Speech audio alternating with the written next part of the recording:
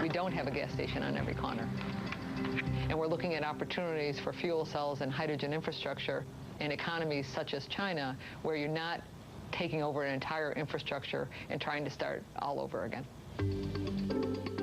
But for developed nations like the U.S., is there some alternative to gasoline that doesn't involve reinventing the wheel? It could be ethanol, or E85. Like gasoline, it's a hydrocarbon, but government studies show it produces 25% less greenhouse emissions. Ethanol is made from corn sugar.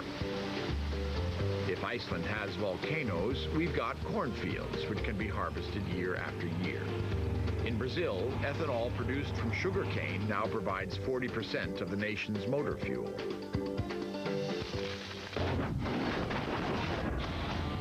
What if cars and trucks could be fueled by corn? Flex fuel vehicles that can burn ethanol and gasoline don't cost much more than conventional cars. So that's all the good news. Now the bad news. It's not that great for the environment. It's very energy intensive to grow corn and extract energy from it. Fossil fuels are used to make fertilizer and pesticides to help corn grow, and are also needed to ferment corn sugar. Some critics claim it takes more energy to make ethanol than you get out of it, while others caution that we can never grow enough corn to meet demands. There's simply not enough of it, and we need a lot of it for food. So that's not going to be the solution, but it's going to be part of the solution, I think. Still, ethanol does have great potential. There's really not much question this is a good motor fuel. The question is how inexpensively can we make it, and how much of it can we make? For 20 years, Lee Lind has been trying to answer these questions, and like many, he believes the solution involves something else besides corn. It's over here, right? No, it's down here. No, it's not down here. Don't get down here. It's dangerous down here. This is the way. Pay attention, will you? Lee! Hey, how are you? Great, how are you? Hey, did you bring the corn? Oh, of course I brought the corn. You guys are armed and dangerous. How are you, man? Look, we're down to about a quarter of a tank. Will this be enough to get us home? If not, we have a couple of cans of Jolly Green Giant niblets out there, too. Maybe we can... We're looking at making ethanol, and we're looking at making it from a different part of the plant. So the actual corn ethanol comes from the seeds. Same stuff we would eat, same stuff we'd feed to cattle. And there's a lot of the rest of the corn plant, and there's also a lot of other kinds of plants that can be grown. And what we're interested in is called cellulosic biomass, not a household word perhaps. Yet. And not yet, well, thank you. And so... But right now what we use is the kernels. Is the kernel, right there. Yep. Those guys. Now, what's the difference between cellulosic biomass and the kernels? Good question. This is cellulosic biomass. The cob in here is cellulosic biomass. And the whole stalk that held this everything up. that isn't the niblets there you go. is cellulosic biomass. Exactly. The stuff that we would ordinarily throw away. Cellulosic biomass is the woody structure that props up the plant. It's found in waste products like wood chips, paper sludge, wheat straw, and corn stalks, as well as switchgrass, a native plant that grows without fertilizer and pesticides. Like all plants, switchgrass pulls carbon dioxide from the atmosphere in order to grow.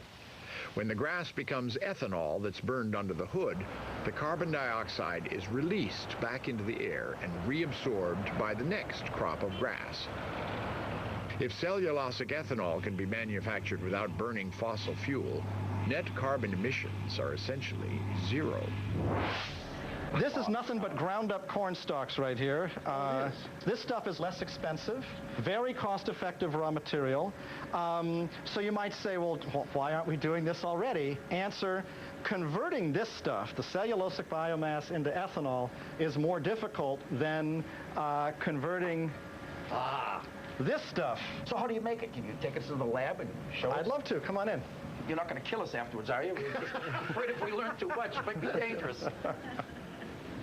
So the question is, how do we do this? And it starts off with microorganisms, very small living things that you can only see with a microscope. What's the big thing? It looks like Tom's car. Yeah, that is a lump of cellulose. Oh, okay. And you'll notice that attached to it there are the same sort of black rods. Those are bacteria that are adhered to the cellulose. In fact, there's some more of them on that little particle there. They're doing a job on him.